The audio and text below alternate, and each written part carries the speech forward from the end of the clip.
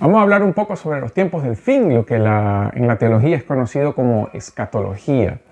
Los tiempos del fin, siempre pensamos en la venida de Cristo, la gran tribulación, el anticristo, pero vamos a pensar un poco en las palabras de Jesús. Y cuando Jesús dijo, arrepiéntanse porque el reino de los cielos se ha acercado, y en otro texto dice, arrepiéntanse, el tiempo se ha cumplido, podemos pensar entonces en las profecías del Antiguo Testamento sobre el día del Señor. El día del Señor es una de las palabras, una de las frases más marcantes del Antiguo Testamento, principalmente en los escritos proféticos, tanto de los profetas mayores, Isaías, Jeremías, Ezequiel y Daniel, como los profetas menores, los otros 12 profetas del Antiguo Testamento, de los libros que componen los profetas del Antiguo Testamento. El día del Señor es el día del juicio de Dios, es el día donde Dios mostraría su poder y su gloria, vencería a sus enemigos y daría plena victoria a su pueblo. Ese día del Señor es un día esperado por los israelitas hasta el día de hoy, porque para ellos el día del Señor sería el día en que el Mesías aparecería y establecería su reino sobre Israel y sobre el mundo.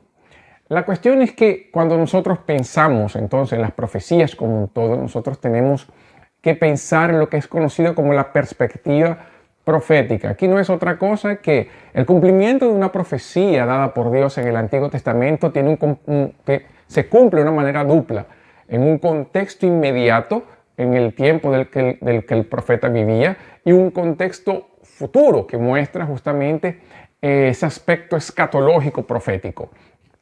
Eso lo vemos en muchas profecías, pero cuando hablamos de Jesús y hablamos entonces de ese momento escatológico, vemos que el tiempo del fin comienza con Jesús. El día del Señor comienza con Jesús. Jesús viene justamente para juzgar el pecado. Él viene para vencer al enemigo. Él no solamente vence a Satanás, él también vence la muerte, vence la enfermedad. También es el momento en que la ira de Dios es completa, es satisfecha en Cristo. Toda la ira de Dios cae sobre Jesús, como dice Isaías capítulo 53, cuando dice que el castigo que nos da a paz fue sobre Él y por sus heridas fuimos curados. Y cuando nosotros pensamos en eso y vemos entonces el ministerio de Jesús, Él libertando a los endemoniados, curando a los enfermos, predicando el Evangelio y por último, muriendo en la cruz por nuestros pecados, vemos que el día del Señor comienza a cumplirse.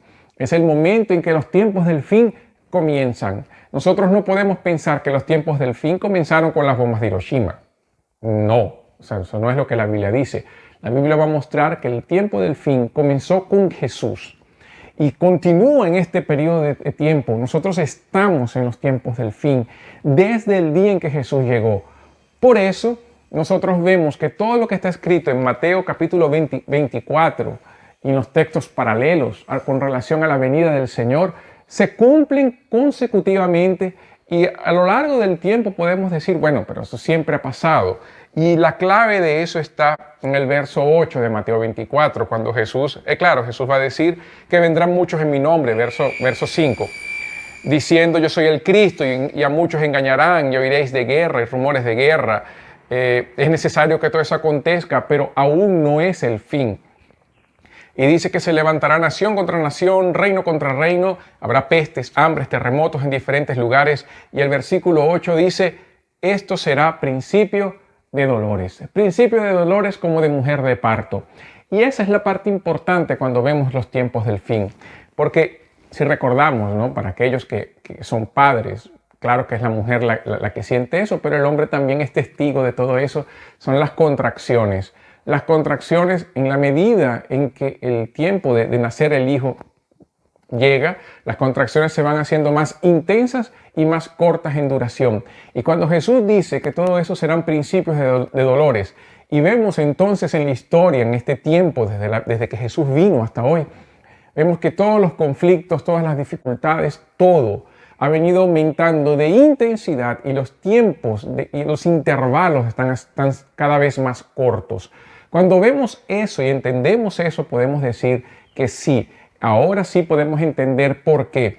Si bien siempre han habido guerras, siempre han habido tempestades, siempre han habido terremotos, siempre han habido destrucciones, siempre han habido desgracias, ¿Por qué ahora están más intensos, están más fuertes y el intervalo de tiempo es menor? O sea, no da tiempo para respirar. Es justamente, ¿por qué? Porque en ese principio de dolores es la manifestación que las contracciones para el tiempo final están cada vez más intensas y más cortas, porque nuestra redención está más cerca. Cristo entonces está retornando. Esa es la primera característica de los tiempos del fin. La segunda lo vemos allí, un aumento de falsos cristos, falsos profetas, y eso la Biblia lo va a llamar apostasía, negar la verdad. Son los falsos profetas que Pablo le dice a Timoteo que van a venir, son los anticristos que Juan escribe en su carta que van a venir, también son esos falsos apóstoles que Judas y Pedro también escriben en su carta. Es el cuidado que debemos tener con relación a aquello que hemos aprendido.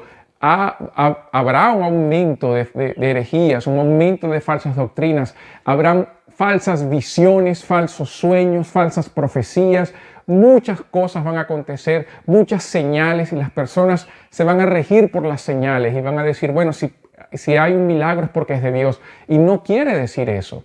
En realidad Jesús está diciendo que se levantarán falsos cristos y falsos profetas también.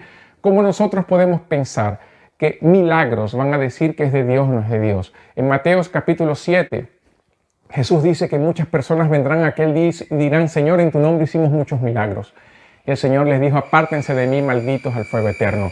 No podemos pensar que porque alguien hable en nombre de Dios quiere decir que sea de Dios. No es así. En estos tiempos es cuando nosotros debemos confiar más en la palabra de Dios, colocar nuestra vida justamente en las Escrituras. Cuando nosotros vemos la Biblia y observamos este libro, nosotros tenemos que ver que ciertamente lo que está escrito aquí se está cumpliendo. Y es lo que dice Isaías, a la ley y al testimonio. Debemos volver a la palabra de Dios. Es un tiempo para volver a las Escrituras, es un tiempo para buscar a Dios en el Evangelio. Estos tiempos del fin nos enseñan que Jesús está próximo, que hay un aumento de las falsas doctrinas, de las herejías, hay un aumento de toda la intensidad de los desastres naturales, de las guerras, del pecado que se expande y de la libertad pecaminosa que hay en este mundo. Pero la otra característica está también en Mateo 24, cuando Jesús dice, este evangelio del reino será predicado como testimonio a todas las naciones y entonces vendrá el fin. Habrá en este momento un aumento por la predicación del evangelio, inclusive en lugares donde nunca Cristo ha sido predicado. Cuando pensamos en eso, entendemos la necesidad de predicar el evangelio, no porque vamos a acelerar la venida del Señor como algunos piensan, sino porque hay una necesidad de decirle al hombre, prepárense para el encuentro con Dios. Y eso es lo que debemos hacer, preparar los corazones, nuestros corazones y los corazones de los otros, para encontrarse con Dios en el momento en que Cristo venga y establezca su gobierno y el juicio final sea establecido. Nosotros seremos juzgados conforme al Evangelio, conforme a nuestras obras. ¿Qué es lo que hemos hecho y en quién hemos creído en primer lugar? Determinará nuestro lugar. Recuerde, Jesús dijo, quien cree en el Hijo de Dios tiene la vida, pero quien no cree permanece condenado porque la ira de Dios está sobre él. Entonces, como parte final, cuando pensamos en los tiempos del fin, nosotros pensamos justamente en la salvación que se aproxima. Pensamos también en las dificultades que el mundo va a tener en este mundo. Pensamos también en el aumento de las falsas doctrinas y pensamos en la necesidad de predicar el Evangelio. Junte todo eso y nosotros ya tenemos la aplicación de aquello que tenemos que hacer para que Cristo sea exaltado y predicado en este mundo. Cumplamos nuestro papel. Como iglesia, nuestro papel no es estar pendiente de las señales y prodigios. Nuestro papel es predicar el Evangelio. Hay otras señales también, pero eso lo dejamos para otra ocasión. Entonces, por aquí, nuestro nuevo punto, nuestra nueva serie de escatología en español para todos. Entonces, que Dios les bendiga y permanezcan con nosotros. Actualicen, aquí coloquen sus actualizaciones, inscríbanse en el canal, porque esta es una serie que promete y que va a ser muy buena para todos. Que Dios les bendiga. Y esto fue Escatología en tiempos de crisis.